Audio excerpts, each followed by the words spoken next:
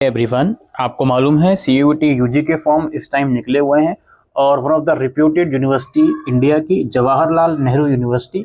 आज हम बात करेंगे इस यूनिवर्सिटी में अंडर ग्रेजुएट लेवल पर कौन कौन से ऐसे प्रोग्राम हैं जिसमें CUET यूजी के स्कोर के बेसिस पर एडमिशन होगा और उस प्रोग्राम की एलिजिबिलिटी क्या है और CUET के फॉर्म में कौन सा सब्जेक्ट आपको अपियर होना है सो दैट आप इस प्रोग्राम्स के लिए एलिजिबल होंगे। यहाँ पे हम इन टोटल बात करें, काफ़ी सारे प्रोग्राम हैं यूजी लेवल पर। इन टोटल 25 प्रोग्राम की लिस्ट यहाँ पे हमें दिख रही है। लेट्स सी कि यहाँ पे कौन कौन से प्रोग्राम है, उनका क्या क्राइटेरिया है।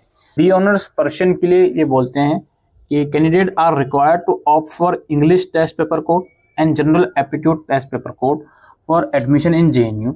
यानी कि इस प्रोग्राम के लिए ये लोग बोलते हैं साफ साफ पर्शियन ऑनर्स के लिए इंग्लिश में और जनरल टेस्ट में अपियर होना है।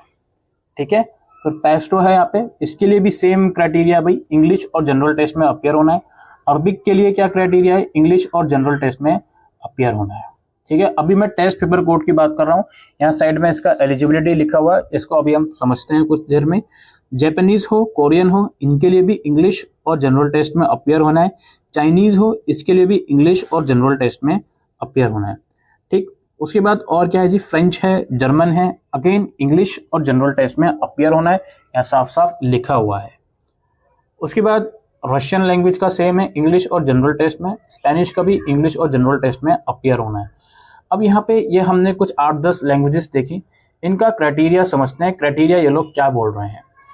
क्राइटेरिया सिंपल सा बोलते हैं कि +2 एग्जामिनेशन आपने पास आउट करी हो या उसमें अपियरिंग में हो, 2025 में पास आउट कर रहे हैं, कम से कम 45% मार्क्स के साथ। ठीक है, जो अपियरिंग में है वो भी इसमें एलिजिबल है। दूसरा ये लोग बोलते हैं सर्टिफिकेट ऑफ आलिमा, ये एडिशनल रिक्वायरमेंट है। ठीक है, पहला वाला क्राइटेरिया आप फुलफिल कर रहे हो बेसिक, तो आप एलिजिबल हो। हम बात करते हैं दूसरे क्राइटेरिया की। इसमें ये लोग बोल रहे हैं 80% सीट रिजर्व है उनके लिए जिन्होंने एग्जामिनेशन 2024 में पास आउट किया है या 2025 में पास आउट करेंगे। बाकी 20% जो हैं वो अदर कैंडिडेट्स के लिए इसमें रिजर्व रखे जाएंगे। अगला प्रोग्राम है BSc प्रोग्राम इन आयुर्वेदा बायोलॉजी। इसमें ये लोग बोलते हैं कि जो बच्चा इस प्रोग्राम में एडमिशन लेना चाहता है उसे CUET में अपियर होना पड़ेगा और उसको जो सब्जेक्ट सेलेक्ट करना है, संस्कृत सेलेक्ट करना है, फिजिक्स सेलेक्ट करना है, केमिस्ट्री सेलेक्ट करना है, बायोलॉजी सेलेक्ट करना है, मैथमेटिक्स सेलेक्ट करना है और जनरल टेस्ट सेलेक्ट करना है।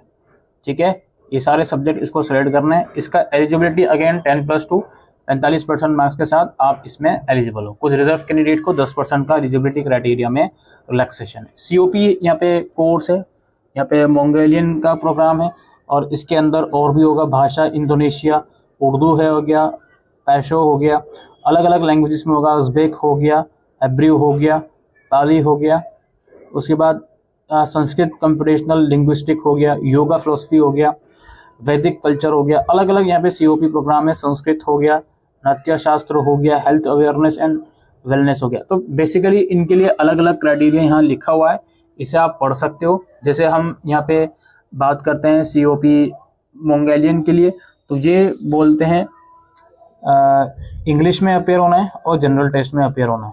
ठीक है, एलिजिबिलिटी 10+2 45% मार्क्स के साथ। ठीक है, और भी कुछ क्राइटेरिया एलिजिबिलिटी के लिखे हुए हैं, वो आप पढ़ सकते हो।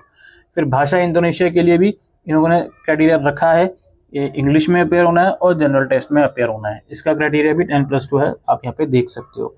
उर्दू के लिए यहाँ पे ये लोग बोलते हैं इंग्लिश के लिए अपेयर होना है और जनरल टेस्ट के लिए अपेयर होना है, और यहाँ पे 10+2 रिक्वायरमेंट है 45% मार्क्स के साथ।